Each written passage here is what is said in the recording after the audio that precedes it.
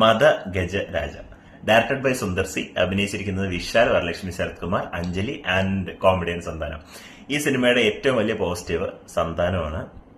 പിന്നെ ഏറ്റവും വലിയ പോസിറ്റീവ് പിന്നെയും പറയാനുള്ളത് 11 വർഷം കഴിഞ്ഞിട്ട് ഈ സിനിമ ഇറങ്ങി എന്നുള്ളതാണ്. കാരണം ഇപ്പോ ഇതുപോലത്തെ സിനിമകൾക്ക് തമിഴ്നാട്ടിൽ മാർക്കറ്റില്ല. ഇപ്പോ ഉള്ള ഒരു ഹീറോനെ, അവൈലബിൾ ആയിട്ടുള്ള ഒരു ഹീറോനെ വെച്ച് ഇതേപോലത്തെ ഒരു സിനിമ ചെയ്ത ഒരുപക്ഷെ വർക്കാവില്ല. കാരണം ഈ ഒരു മിക്സ് കിട്ടില്ല. കാരണം Madha Gaja Raja is unique because it's old fashioned.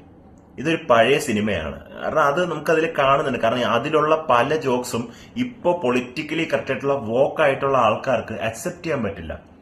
But for family audience, അതായത് സിനിമ ഒരു മൈൻഡ്ലെസ് എന്റർടൈനർ ആണ് എന്നുള്ള കോൺസെപ്റ്റ് ഉള്ളവർക്ക് ഈ ഒരു സിനിമ ഒരുപാട് ഇഷ്ടപ്പെടും. എനിക്കിത് ഐ ഹാഡ് എ ബ്ലാസ്റ്റ്. എനിക്ക് ഈ സിനിമ ഞാൻ ചിരിച്ച് ആസ്വദിച്ച് പാട്ടുകളൊക്കെ വായും തുറന്നിരുന്ന് കണ്ടു. എനിക്ക് ഇഷ്ടപ്പെട്ടു. ലൈക്ക് ഇതാണ് പൊങ്കൽ ഹോളിഡേസിനുള്ള.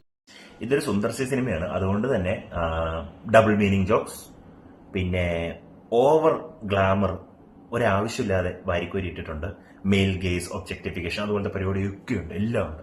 വരലക്ഷ്മി, ശരത് കുമാറിനെയൊക്കെ കാണിച്ചിരിക്കുന്ന ആംഗിൾസ് എന്ന് പറയുന്നത് it will make people uncomfortable. അങ്ങനത്തെ പരിപാടിയൊക്കെ ഇതിനകത്തുണ്ട്. Same with Anjali. But Anjali has done worse in Sakalakala Vallavan Appatakkar. So അപ്പോൾ ആൻഡ് കലകല പോൾസോ. അപ്പോൾ ഇതിൽ വലിയൊരു എഫക്റ്റീവായിട്ട് എനിക്ക് തോന്നില്ല. ബട്ട് വരലക്ഷ്മി, ശരത് കുമാറിനെ മാക്സിമം സിനിമയിൽ ഗ്ലാമറിന് വേണ്ടി യൂട്ടിലൈസ് ചെയ്തിട്ടുണ്ട്.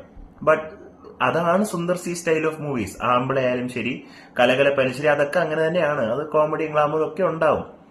ആൻഡ് ഇതില് പിന്നെ ലേറ്റ് ഡയറക്ടർ ആക്ടർ മനോബാലനെ വെച്ചിട്ടുള്ള ഒരു സെഗ്മെന്റ് ഉണ്ട്, ലാസ്റ്റ് ഒരു 15 മിനിറ്റ്. അത് നമ്മൾ ചിരിക്കണ്ടെന്ന് വിചാരിച്ചാൽ അറിയാണ്ട് ചിരിച്ചു പോകും. സന്താനത്തിന്റെ കൗണ്ടറും ഈ ഒരു പരിപാടിയും it's a fun ride. Madha Gaja Raja seriously Pongal winner തന്നെയാണ്.